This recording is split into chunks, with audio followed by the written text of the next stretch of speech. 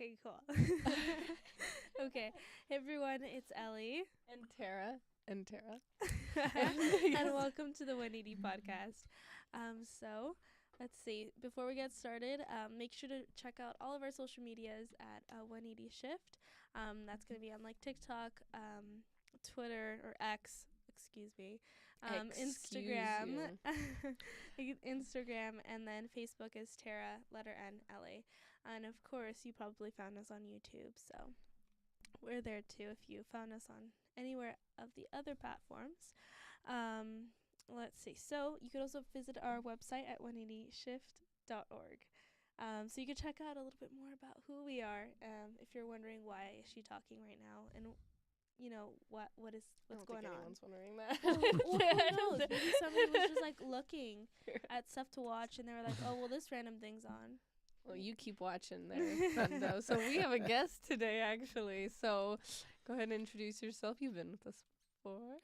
My name's David Hernandez, and I wear many hats. One of them recently that I acquired is I'm on the executive board of the California Republican Party, and I represent Los Angeles County to the state party. So it's an amazing opportunity. LA County is 10 million people, 88 cities, and over a million Republicans in LA County now. Now, just really quickly, we just had an election, and at my church, when I go out, I hear so many people talking about rhinos. What is a rhino? Well, haven't you ever watched like the Great Outdoors? In Africa, where they have with the African rhino, and they have, what it is. It's a mechanism that the left has been very successful in getting Republicans to fight amongst themselves. The rhinos, it stands for Republicans in name only, but in reality, what is a Republican? If you look at the Republican Party today, it is more diverse than the Democrat Party, because you have, whether it's the issue of life, because you have pro-choice Republicans, you have pro-life Republicans, you have gay Republican groups, you have very conservative Republican groups. So in reality, the tent is very big, but I think it has grown in diversity so rapidly that they haven't yet learned how to work together for the common goal, and the common goal is to save this country. And so part of my new position is to basically eliminate that type of language, because what it does is it takes away the focus from the real enemy. So how do you approach just like this kind of separation that's happening within the Republican community? Like, how do you handle it when there's very pro-choice Republicans, or maybe, like you said, like gay married men who like rep Republican values? How do you speak on that? The reality, and that's what I've been doing for the past 4 months since I was elected, is going to a lot of different groups. First of all, acknowledge that a lot of the complaints, a lot of the resentment that they hold toward, say, the Republican Party organization, are valid, because like any other organization, you have individuals within those organizations that are trying to serve their own self-interests, that are very exclusive of people, that want to hold on to power. They don't necessarily care whether or not they win or lose an election, as long as they stay in power. But at all of these groups, it's usually filled with a lot of the same people who have become very aware of the issues, especially here in California. They're unlike, say, 98% of Republicans in California. This small group of people are aware of the bills that have taken away parental rights, aware of the bills that when there is a custody battle and one parent doesn't affirm the transitioning of another child, that they can lose their custodial rights. The things that are happening with all of the vaccine mandates, all of the different things. So what I explain to them is, look, we're the ones that are aware of how bad it is. We don't have a right to fight amongst ourselves and to try and fine-tune our party, when we're the ones having that knowledge, have the responsibility to bring other people into the fold so that they learned about those challenges. Once we're in control, then we can fine tune the party, but we don't have a right to do that today, especially if you are, say, a member of the county party. See, you have the state party, which is the California GOP, but you also have in Los Angeles County, you have the county party, the LA GOP. The county party, the way that it is structured is you have within LA County, you have 24 state assembly districts. We just had this election where one of the positions on the ballot was state assembly member. Well, in LA County, there are 24 of those races. So in each of those assembly districts, you have, or it's designed to have, a group of 7 people who are the elected or appointed members representing all of the Republicans in that assembly district. Yeah. And so that's the governing body of the county party. And then they have an executive board, a chairman, a vice chairman, and that. So what we need to do, because things have gotten so bad that, and part of it is that you have about 70% of Republicans not voting in California. Wow. And so if you continue to see individuals within your party fighting with each other, whether they're MAGA or whether they're Rhino or whatever they are, all it does is it serves the purpose of those on the left who want to continue with their agenda. And if we're so busy fighting with ourselves, then we don't really have a right to represent the Republicans in the county. And it is resonating with them. So I just have one more question, and then we can jump over to Ellie. But I for me, like, I see someone who's Republican and on the ballot, and who is completely saying, "Oh, I'm totally pro-choice. This is not an issue." Like, and I feel genuinely unheard and hurt by a candidate like that, because for me, it's almost everything. And I know, a lot of people don't agree with that. But anyway, so what's your response to someone like me who it's like they feel that their top issues are not being represented by this person who we're supposed to trust because they're Republican? Now, you're married, right? Yes. Oh boy. Do you What are we about to go into? do you agree with your husband 100% of the time? No. Are you still married? Yes. There's your answer. And because there are so many things that you do agree upon. You agree upon your children. Yeah. You agree upon how they're being raised. You agree upon with your faith. There are so many things you do agree upon. Yes, that issue is extremely important. But would you rather have somebody that is 100% pro murdering their children, and that is 100%, abortion, partial birth abortion? I mean, that really, see, as adults, we no longer, it has gotten so bad that we no longer have the right to exclude anyone that may not agree with us 100%, whether it's gun control, abortion, gay marriage, immigration, because there are single issue voters on every issue. Mm-hmm. If we say we're not going to vote for them because of that, then we're allowing someone who is far worse to get into power or remain in power. And so it's more accepting, like, why would God choose King David? I mean, with all of his flaws? I was Come thinking that on. the other day. What the heck was he thinking? I mean, when you read the Bible, it's filled with flawed people. That doesn't mean they don't serve a purpose. Oh, yeah. That's a true. good point. All right, well, Ellie. Okay, said enough. so now you did mention that in this the primary election, or was it the primary election, that we had 70% of Republicans not voting. Is that correct? Right. At Okay. least, maybe, between 65, 70. Okay. So with that numbers, I've also read a lot of articles that have said that that's better for Republicans. And what is your response to that? And does that mean that when we have the general election that it won't be looking so good?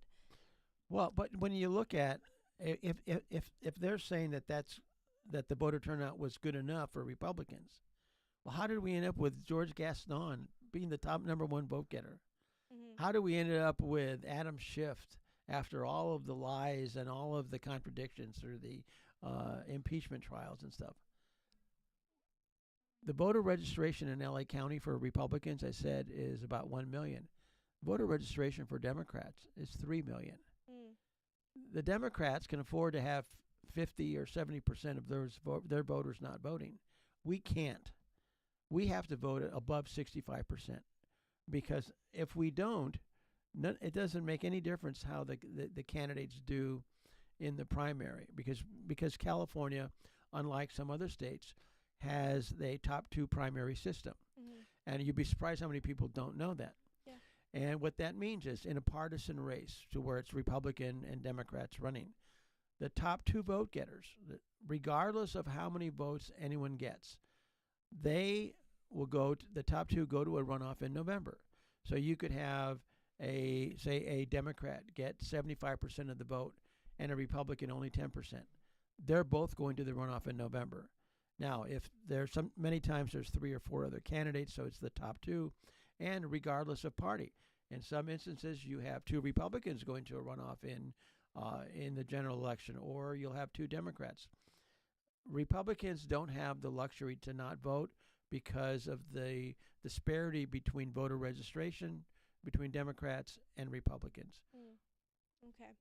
Now, sort of taking a step back, I think we kind of jumped into things that I want to know. How did you even get involved into politics?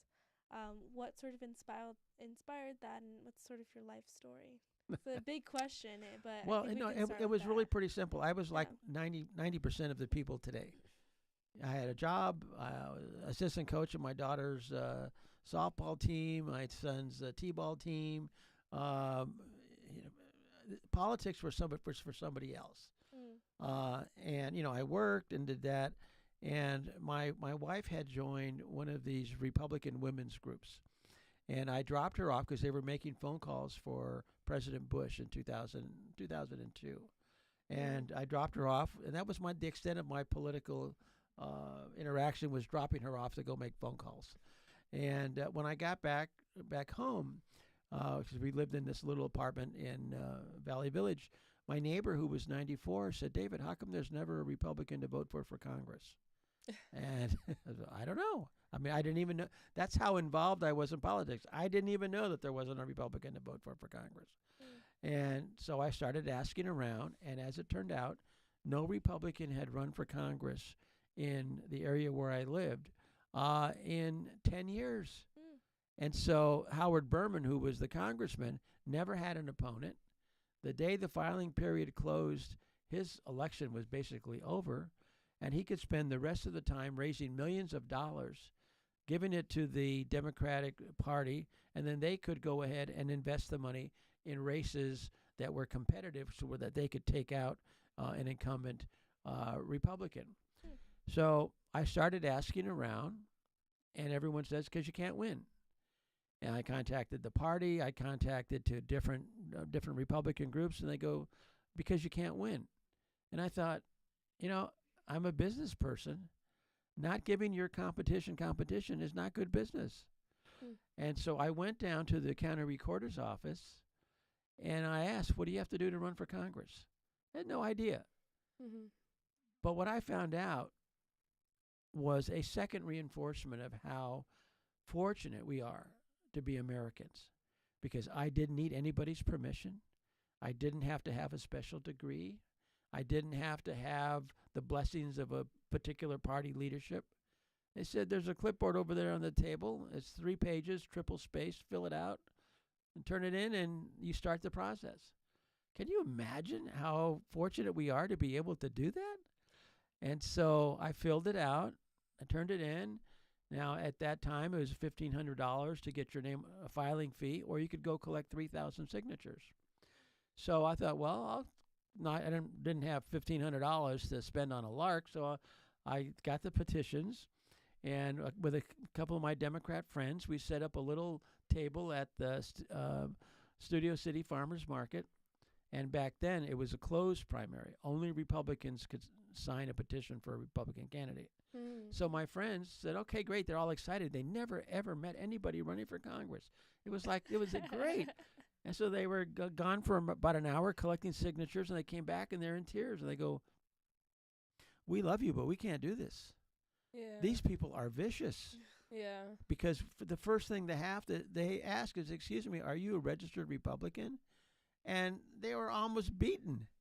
They said, we could have asked them if they were a child pornographer and we would have got a warmer reception. What year was that? This was in 2002. I And was so a they baby. came back, and I thought, I guess I tried. And so I was resigned. I had signed up, was not going to get the signatures. And before the deadline, I got a call from a Republican club. And they said, "Hey, we saw that you filled out paperwork to run for Congress. How's it going?" I said, "It's not. I did what I was, what I could do, and that's all I can do." And so they said, "If you're not crazy, we'll pay your filing fee." If you're not crazy. And I thought, well, I must be crazy, because if you're willing to pay me to get on the ballot, I must be crazy making that decision. But so I said yes. And so got on the ballot. Nobody else ran. So the top two vote getters, so Howard Berman got the most votes. I came in second because I was the only one there. And in 2002, I was the Republican nominee for Congress for back then the 26th district. And I had no idea what that meant. I had no idea that meant I became a voting member of the state Republican Party. Wow. I became a delegate, of which, of the 5 million Republicans in California, only 1,500 are delegates that can vote on party leadership, endorsements, policy. I also became a voting member of the LA County Party, which I really had no exposure to. But I also became a voting member, because it was a federal office, at the National Republican Party. So all of a sudden, because I stepped forward to get involved, I was in a position to really start learning about how the chorizo is made within the Republican Party. And it was really great, because we had a meeting with a lot of the candidates. After the primary, all the candidates got together. We're all excited. We're running on the Republican ticket. And so they had a meeting, and a senator came down. Well, we're meeting a state senator. And they start off with a meeting saying, "Congratulations, you're representing the Republican Party on the ballot, but don't expect any help from us." And it's like, okay. And if you win, you will do what our friends in the third house is the lobbyists in Sacramento. You will do what they tell you to do, or we'll run someone against you. And I thought, okay, because I didn't know what this was. It was my idea. Yeah. Somebody else paid for it, so I just kind of sat there and listened. Wow. But you knew it was wrong, right? Well, I knew it was wrong. But they said, "But what we want you to do is we want you to commit to run for a second term, because this is going to be a learning process." And so I committed to run a second term. The same thing happened. You know what? I mean, as expected, I came in second. He remained a congressman. In 2004, I signed up again, and I ran. And same process. The same process all again. And so all the new candidates are there. I'm like maybe one or two of the returnees. Everybody else is disillusioned in that. And so they come out and they start with the speech. Yeah. And as they get to the part where don't expect any help from us, I spoke up and said, "Wait a minute.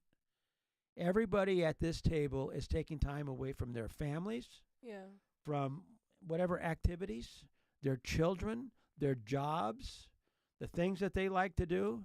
We're going to get enough crap from the opposition that not only do we not deserve it from you, we will not tolerate it from you." The other candidates, their eyes got real big. It's like, I said, they're not going to help us anyways. And they like it when we fight. And all of a sudden, the guy stopped in his tracks, and you could see the change complete. He backed up and said, "You know what? You're right. I apologize." Ooh. See, what it showed me, it's not whether or not you're going to win an election. Is, are you going to make a difference? And so when candidates come to me and say, should I run for whatever office? It's not how much money do you have, how much can you raise, what's your pedigree. It's, will it make a difference? And it will 100% of the times make a difference, because you become the ambassador. You're the person that the people in the community see.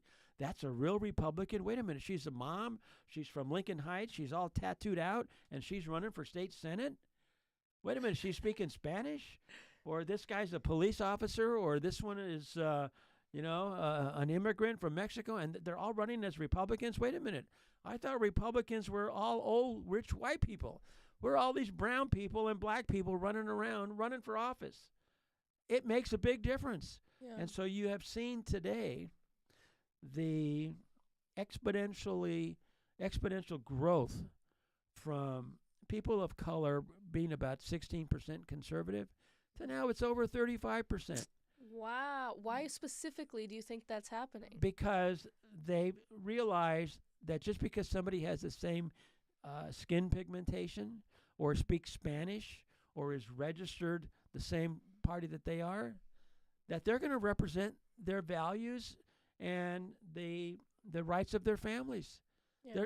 They're realizing, wait a minute, these Hispanic politicians that have been in office for 20 years blaming white people on the West Side for all of the crime and the blight and the teenage pregnancies and all of these different things, they blame white people for that because what it does is it gets them votes. Mm.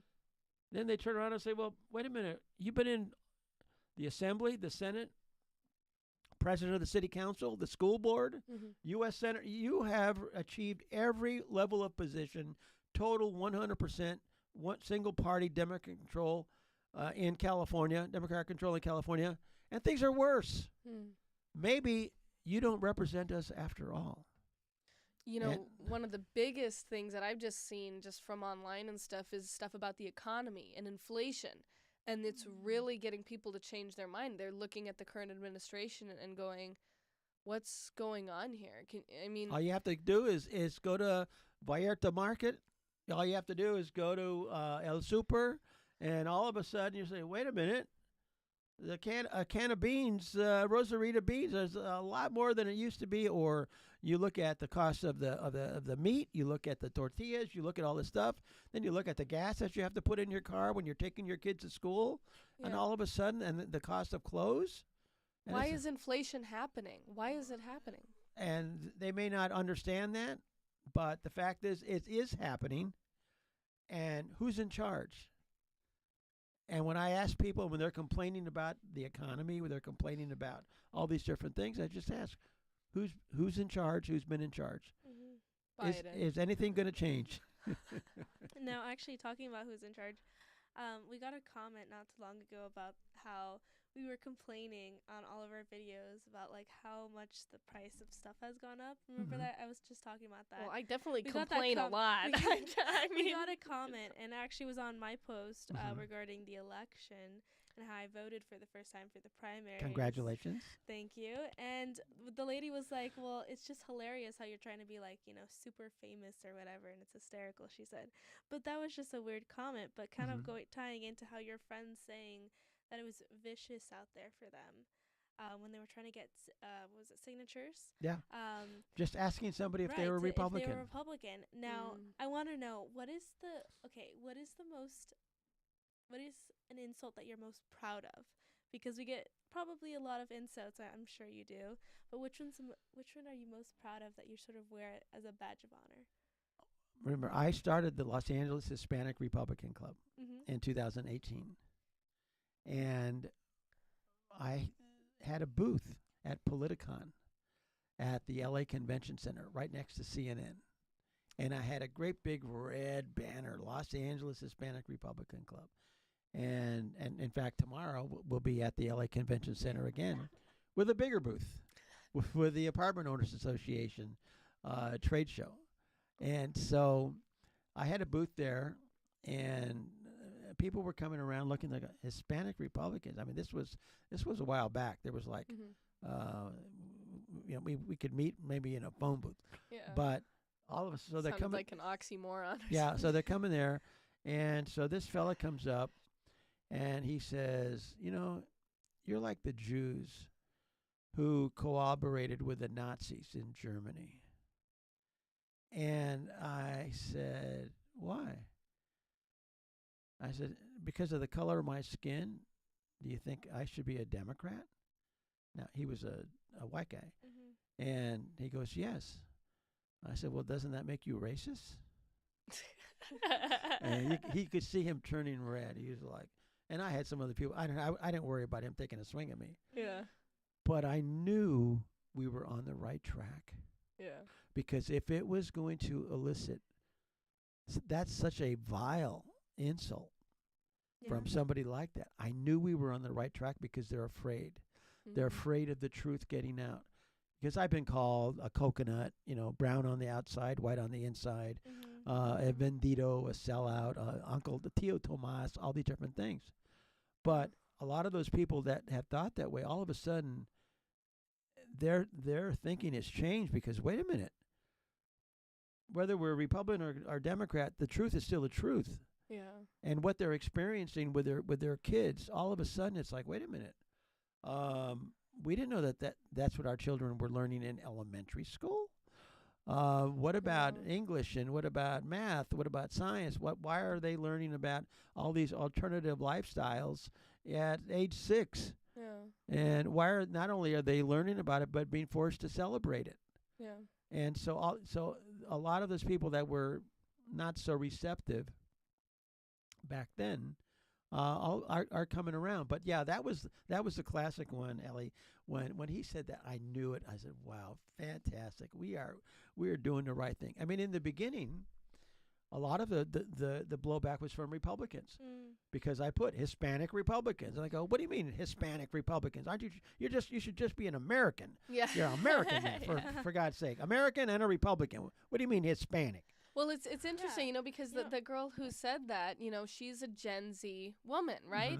So it's like, we're trying to help. Like, you are the exact person that we are trying to help, and you can sit here and insult us and attack us, but it's like, we want to help you. Like, whatever lifestyle college party has taught you is okay, is like, we're trying to help lead you out of that. And you know what? I guess we're on the right track because we got your attention, right? Well, so it's like, I mean, you guys get a lot of comments on your posts. And I would probably say that overwhelmingly you have more positive, especially when you're interviewing people and you're allowing them to express their views. And so a lot of the comments are based on what the person being interviewed is talking about. yeah. It's not like you're doing some ambush, Right. Project Veritas type stuff. I'm not trying to catch them. I'm not trying to trip them up right now. Or what Yeah. is I it just called? want to like. You like, A gotcha moment. Gotcha. Yeah, That's gotcha right. moment. Yeah, Gotcha. no. When did you stop beating your wife? That type of thing. Yeah, when you're Oh like, my goodness. no, it's true. My uncle is super leftist, super liberal. He's really big on climate change. He will not come on the podcast because he thinks we're gonna gotcha him. And I Well, was like, I I don't even know how to won't, I gotcha promise. someone. I promise. No. When I was interviewed by Spectrum News, they wanted to know, okay, what are the issues that are important, especially to the Hispanic community? So I talked about the economy, I talked about public safety, and I talked about the environment as well. Yeah. Because it isn't that we're anti-environment, but we want to have environmental policies that work. Yeah. And Yep. and that's the main thing. When you're coming up with laws, you're coming up with policies that are going to require science that is not there yet, but you're going to penalize hardworking blue-collar people Yeah. to do that. It's that's not science. That's being punitive. Yeah, that's something that I think that there's so many great ways to help, like with the environment, but there's so many, like, everything that we've been told has been like either like a lie or just to make money. I've noticed to make money off of a problem. And it's crazy because I'm just like, guys. Well, we have someone in the comment who said Yeah. GOP brand is shot with a little broken heart. So, what do you say to that person? Well, I don't disagree. That's why I took this position. I stepped forward knowing the minefield that I was stepping into. And someone that's been working within the community for the past, 20 some odd years. I mean, some of my biggest supporters are animal rights people because especially, going back to when, this is funny because I grew up in Los Angeles. I as a kid went to the LA Zoo. Yeah.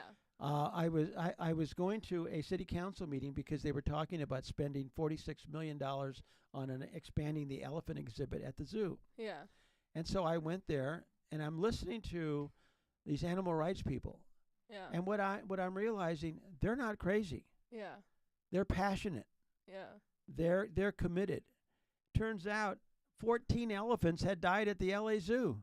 Oh, I'm not surprised. The LA Eh, Zoo is the last time I Well, went there. and, It was, but who, they don't put that on the brochure. yeah. And so as I'm listening to people and I'm hearing the reasoning behind that, was because especially with the smaller enclosures, the ground gets compacted, they get infections in their ankles, it goes into the bloodstreams, they sit down and they die. Next thing I know, I'm standing in front of the LA Zoo with a giant picture of Gita the elephant, with 13 other people holding the pictures, up as the parents are bringing their children into the zoo, saying, did you know that these elephants died here? Now, would an argument maybe against that be like, well, maybe that's what the money's for, to help the elephant exhibit, or what did you think about it? Like, You couldn't build an elephant exhibit that big enough.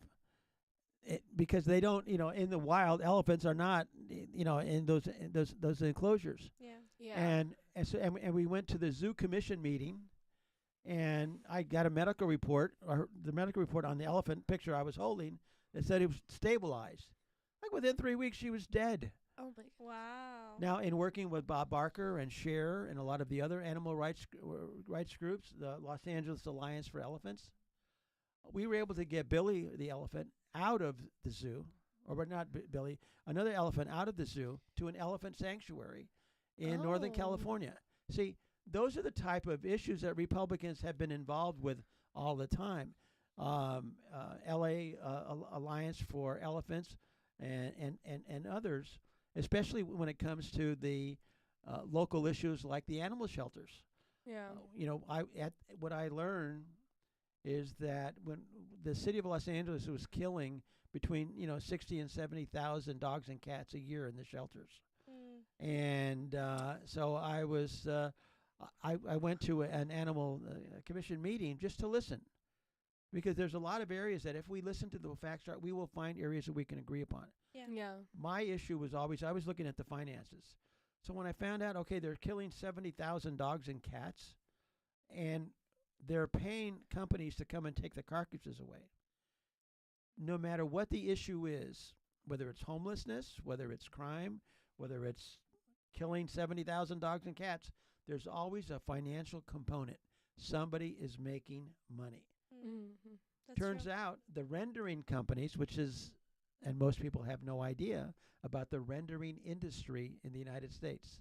That's where you take the carcasses of dead animals and you process them into rendered protein, and then you use it for manufacturing products like makeup, like all these different things. Is that what animal testing means? No, this is not animal testing. Okay. This sorry. is animal Ignorant. testing. It says, no, this is after they've been killed, the city pays a rendering company to come and take the carcasses. They go and they process it into rendered protein, and then they sell it as a raw product.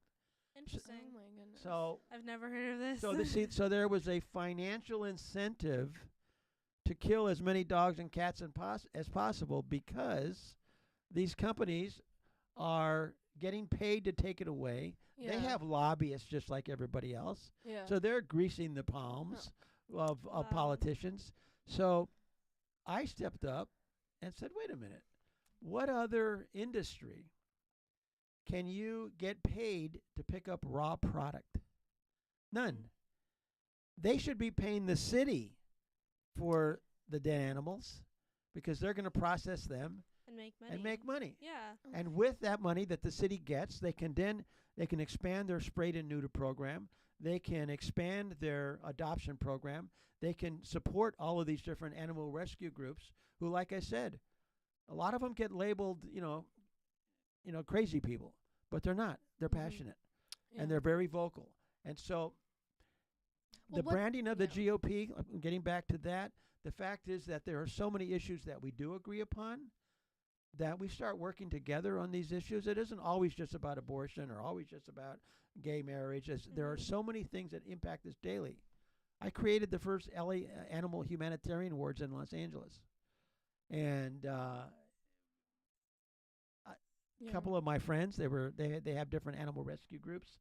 One was an animal filmmaker, and so we were able to. Some of my biggest supporters have been people on the left, in those areas. You remember when I talked about with your husband, there are things you can work together. Yeah. Free speech is a big issue for Republicans. Yeah. Well, I used to be a producer for public access television with Adelphia. Yeah. I would put on different shows, and I would bring in people from the community to talk about different things. AT&T wanted to come into the city of Los Angeles Yeah. with a franchise, so they got the Sacramento to change the franchise laws so that they can come in and they can get a franchise, and the city of Los Angeles would then take over the production and giving out and providing public access studios. Mm. That has never happened. And so here I was with Ed Asner, Yeah. who is by no means a conservative, Stanley Scheinbaum, the founder of the ACLU in Los Angeles, as well as Leslie Dutton from all these Full Disclosure Network, Ron Kay, all these different people. Here we are working together, fighting for free speech. Now, would you say that the Republican Party is based off of like primarily biblical values? No, No? not What? really. I mean, it depends on the issue. Yeah. I mean, if you look at the Republican Party has a platform. You can go to the California Republican Party website. You can look at the platform, Yeah. and it basically, and it talks about traditional marriage. It talks about, but that's just of the vast number of issues within the party. Yeah. It's talking about private property rights. It's talking about protecting Proposition 13. A lot of people don't realize that Proposition 13 has allowed a lot of middle class and young people to keep their homes, Yeah. because they don't realize that they don't hear any real life example. My mother was 93, and her sister was 95. Mm-hmm. They owned a 3 little unit apartment building in Huntington Park with a little tiny house on the property. None of it was rented. My aunt lived in one. She had storage in the others, and she had 24 cats. And so that kind of like took over the property. So they had owned that property. I mean, the little house came from Alvera Street. That's how old that property was. So they were paying like $1,200, $1,300 a year in property taxes. Mm-hmm. My aunt dies. So my mother, who is the joint tenant, then inherits my aunt's portion. Yeah. 50% of the property, which was my aunt's, then gets evaluated to the market rate for taxes. So my 93-year-old mother, who had been retired for 30 years, living on Social Security, gets a bill for $13,000. The taxes went from $1,300 to $13,000 because they raised my aunt's half of the property to market value. Now, had it been a son or a daughter, it would have been protected. Mm-hmm. See, but that doesn't protect siblings. Yeah. Now, you just had Proposition 19 that was passed 2 election cycles ago that says, okay, Tara, if your father has a house and he passes away, if it's protected under Prop 13, it goes to you, and Prop 13 is protected. Mm-hmm. But if you don't move into that house within a year, it gets reevaluated, assessed at market rate, and then you're going to have to pay the taxes based on the current rate. Yeah. And so there's a lot of little things like that people don't realize what the real challenge is. Mm-hmm. You know, whether it's rents. I mean, the rents in especially in LA County, rents are too damn high. There's a reason, but there's a reason why rents are high. But people just think, oh, well, it's just the greedy housing providers. No, you had something to say. Yeah. About, yeah. So I wanted to sort of switch topics a little bit. But it's still housing, right? The thing about Okay, so I wanted to talk about one of the things that is probably one of the newest things you're probably talking about. I know you had somebody on the radio talking about this on Saturday, but I know that there's a little bit of history behind this. This is regarding Whiteman Airport. Mm-hmm. So tell us a little bit of background and where we find ourselves today with that airport. Growing up in the San Fernando Valley, And well, I moved to the San Fernando Valley in what 1955. And so as a teenager, we would ride our bicycles from North Hollywood to Handsome Dam and go right by Whiteman Airport. That's how long it's been there since 1946. Mm. And it is a small general aviation airport. It is owned by the county, and the county contracts with different people to manage it. But at that airport, you have a lot of different organizations, a lot of nonprofits Yep. that are really geared at training and teaching and educating, especially young people throughout the immediate area. And so they've been doing that for quite some time. I had an occasion to visit the Van Nuys Airport, where they had the aviation mechanics school at the Van Nuys Airport that was part of LAUSD. And they were teaching avionics and mechanics and all these different things, hydraulics. The kids in those that went to those classes and graduated, and it was only like a four semester class, Mm-hmm. they had jobs waiting for them, not jobs, careers waiting for them, starting at $80,000, and not only with the airlines but amusement parks, with all these different things. Mm-hmm. So my question was when it comes to Whiteman Airport, why don't we have that, or rather than forget why, how can we duplicate what they have at Van Nuys Airport, have it over here at Whiteman Airport for the young people of Pacoima and Sun Valley, Arleta, North Hollywood, Sylmar. Mm-hmm.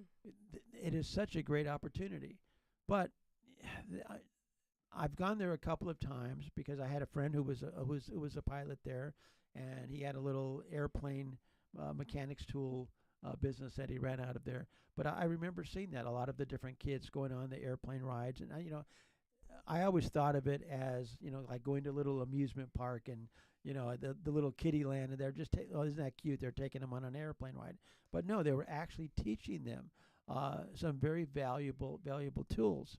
And so when I begin to hear about, well, we need to close it down because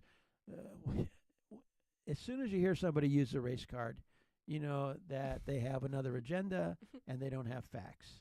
So when I started hearing community activists say we need to shut it down because they're taking advantage of, it's an environmental hazard, they're taking advantage of people of color, poor people, and they wouldn't stand for this in white neighborhoods, or on the west side or that, and the air pollution. And so right away that got me suspect. It's like, wait a minute.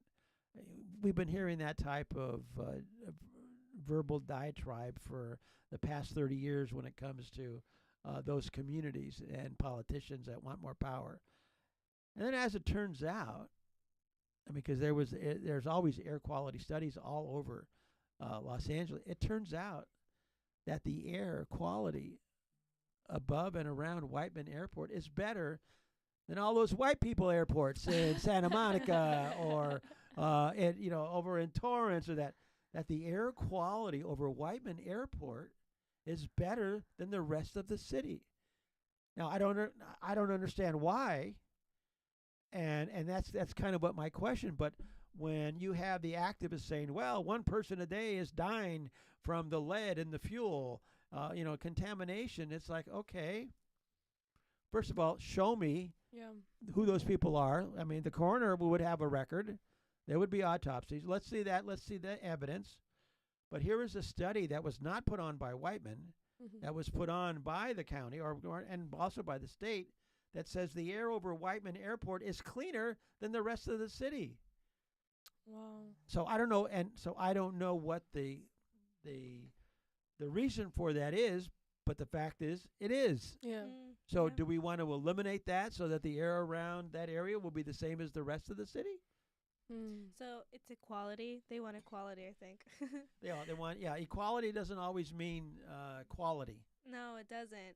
And I found that very interesting because, I've taken advantage of some of the programs that are there and being able to fly, and how amazing it is to be up in the air, because I've never been flying. But when I took advantage of one of the programs they had at Whiteman, it was so cool because it was my first time, and I was like, oh my goodness. But it kind of for a lot more of the other kids that also do went there. It sort of sparks this enthusiasm about aerospace and flying, and these, don't understand that these jobs are needed so desperately, and so many people around the surrounding area that are all like Hispanic and just are able to take advantage of this and be able to have really good paying jobs in the future if they learn how to fly.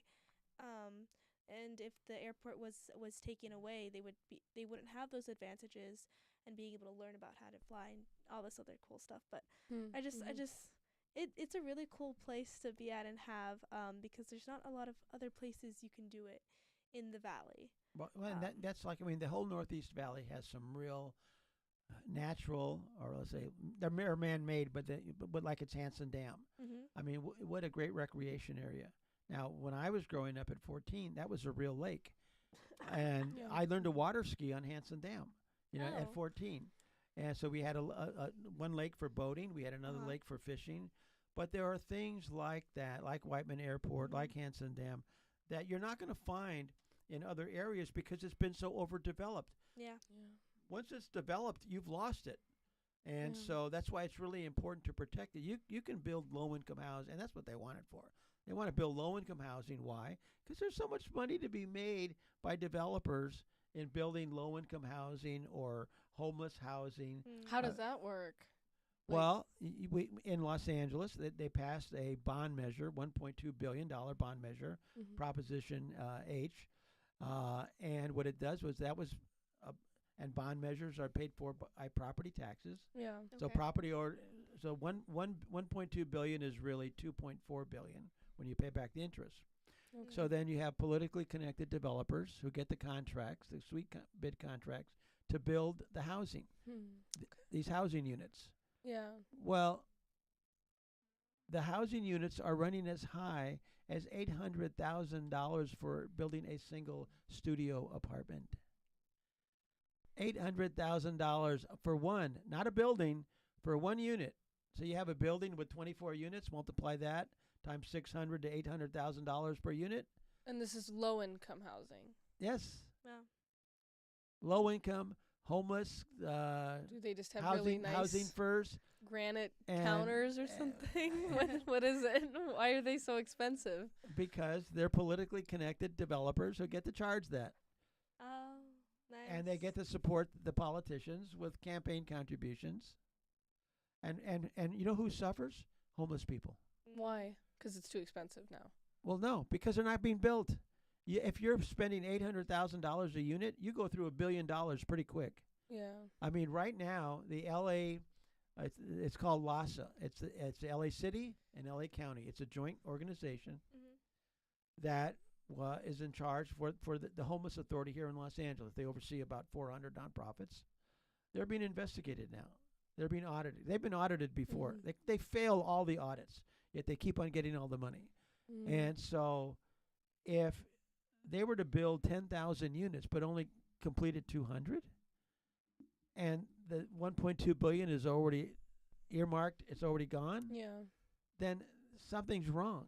Well, another thing too is how long will that previous, like let's say it was the previous airport, just be a land of like just dirt, construction zone, right? And then is that kind of another thing that would also happen? Like, oh yeah, because what happens, and as it turns out, a lot of those other areas, you have lead from the air settles in the dirt. And that's why you have in a lot of areas where there's a lot of lead contamination. When it gets windy and it starts stirring up the dirt, well, you look at the airport. The airport is it's paved over. Yeah. And so that might be one reason why. So the open space would be nice, but if you have lead contamination in the soil, and all of a sudden it's windy, and then where the airport is, you have the railroad tracks are right there, so you have the trains coming by there. You have San Fernando Road, which is a major thoroughfare, so you have semi trucks. You have all these different things going through there. Yeah. And yet, for some reason, that little plot of land has maintained the best air quality in the city. That's weird. Yeah. It's divine intervention, I guess. Right. Now, I know that that's something that I'm hoping to definitely take part of in helping to make sure that this airport is not like turned into housing. Well, I Because I mean, feel like just I don't want to. I don't yeah, want it to make it sound bad. Like yeah. sure we do need that, but the airport still has great use in the community. Yeah, but So it's interesting that they're trying to do the racial card, right? yeah, It's just it's that's always true. like their It backup doesn't work. plan. The It thing doesn't is, work anymore if Why doesn't it work anymore? because the people of color are tired of hearing it. It's the same people saying it, and yet you're the ones in charge. Hundreds of millions of dollars are flowing through the community, and it's worse. Yeah. So maybe it's not white people doing it to us. Maybe it's you doing it to us. Yeah, and I think the economy too is huge in this because it's just like, everybody, no matter what color you are, we're all dealing with inflation, Yeah. and we're not. It's not getting better. It's getting worse. Well, that's why I think it's important to have shows like yours, to where you're talking to real people. Now they may not agree with you on a lot of different things, Yeah. but at least we can find a point where we can at least be willing to listen. right, I mean, one of the big challenges today is the LGBT community. They're under siege. Their rights are being trampled on. Da da da.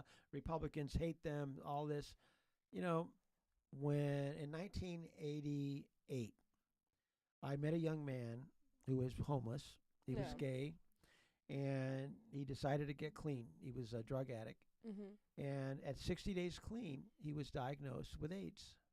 Oh man. And he came to me for help, and I said, "Well, I'm not gay. I don't know what that lifestyle is about. I know nothing about AIDS. Yeah. Uh, what do you want from me?" Yeah.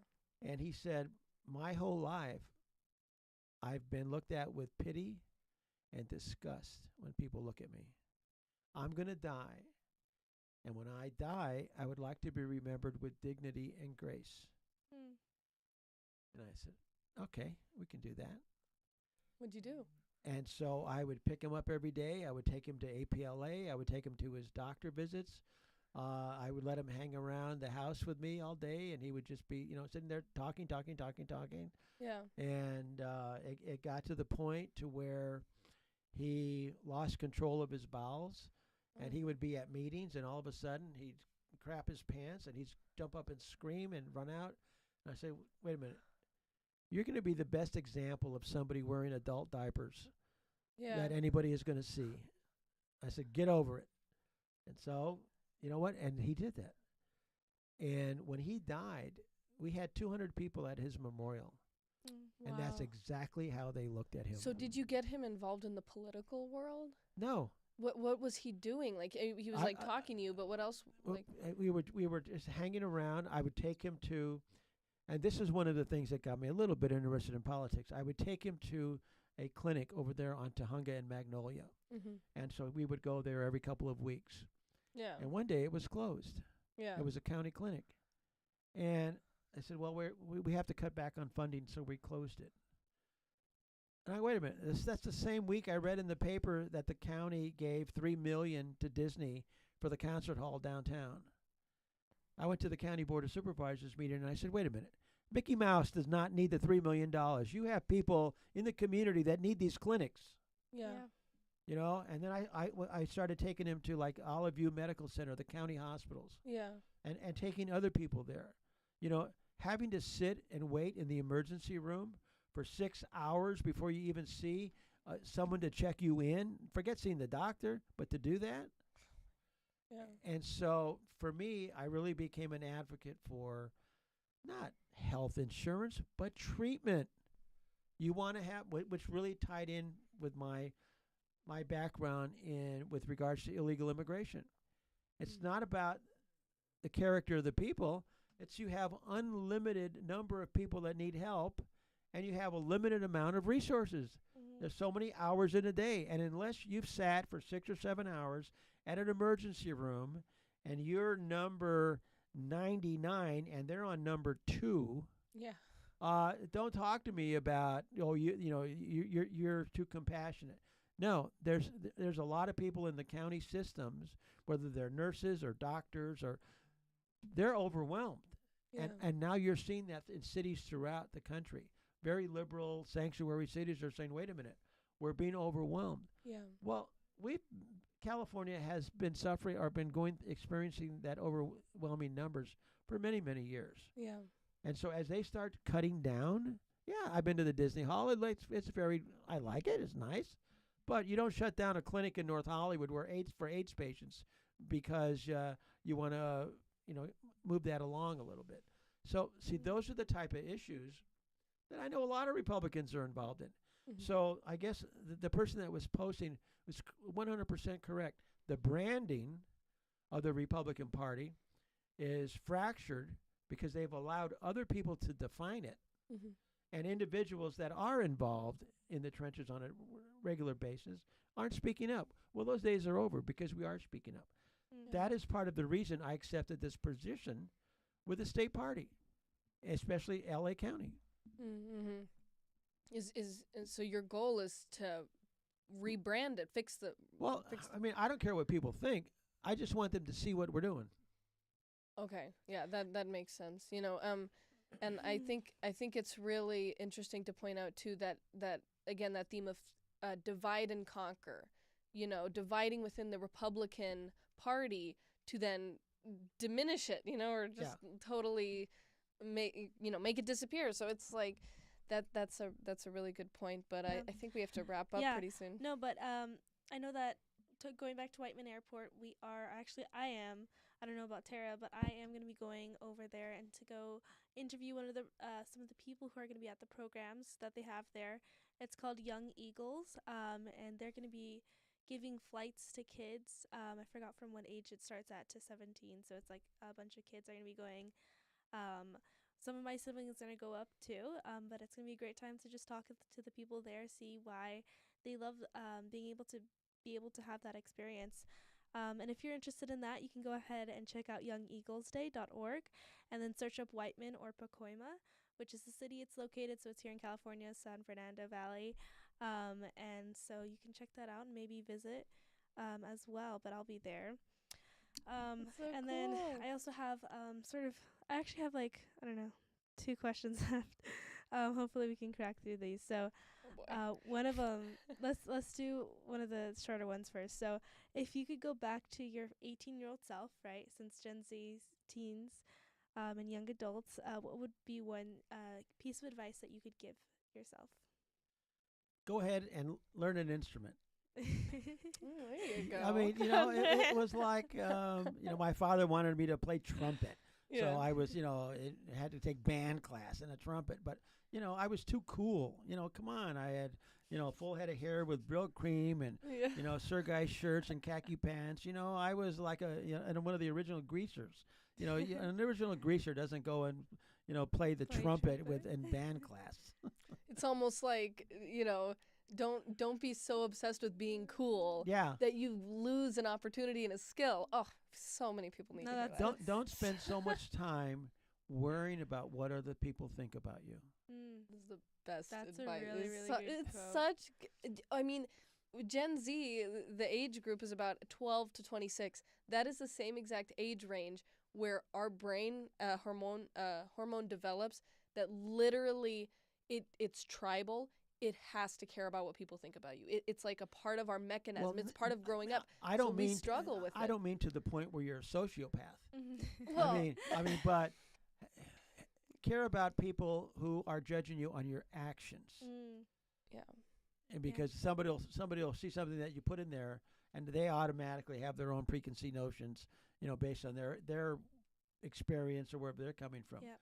But don't walk around so selfish and self-centered that you want to appear something that you're not. Yeah, that's really good advice.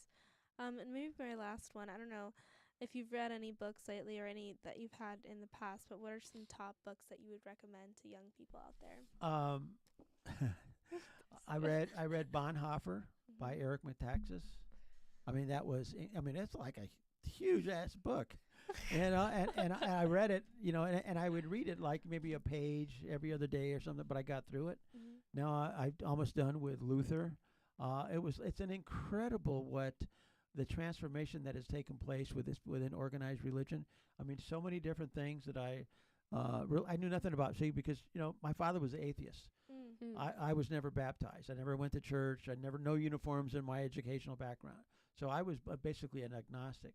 And so the more and more that I'm learning about individuals like Martin Luther, like Bonhoeffer, also what's his name, Zambini, or not Zambini, from there was a book called The Unbroken.